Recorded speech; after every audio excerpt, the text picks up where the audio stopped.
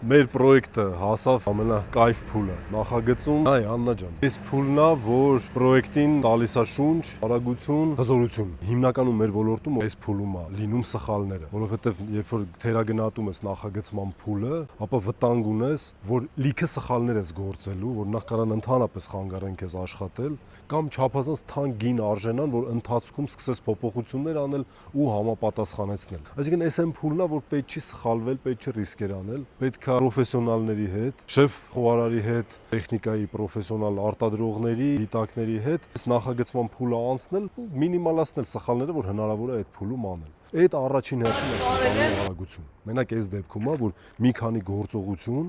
կարելի է զուգահեռ անել։ Օրինակ, հոսանքների ուղղու տեխնիկայի օդափոխության հետ կապված գործը, այս բոլորը զուգահեռ անել ու անել սահմանափակ ժամկետներում հնարավոր է միայն, երբ որ կա նախագծում։ Այդ հարցում մեզ օգնում է մեր հին գործընկերը, Steel Chef-ը, այն դեպքերից է, որ ես գործընկերոջ համար հպարտանում եմ, որովհետև Հայաստանում կա ընկերություն, որը համ արտադրում է, համ ներկրում է, համ արտահանում է ու ինքն էլ շատ ամբիցիոզ է ու զարգանում է։ Շատ է լինում հարցնում եք, որտեղից անենք, ոնց անենք, ով կօգնի, ինչ կօգնի։ Հա, այս դեպքերում պրոֆեսիոնալ մոտեցումը կոնկրետ Steel Chef-ը ցաբերում է, լիարժեք տիրապետում է բոլոր արկա տենդենսներին աշխարհում, մեծագույն փորձ ունի, ինձ որ ավելի լավ խորհրդատու դուք չեք կարող ունենալ։ Գտեք լավ գործընկերներ։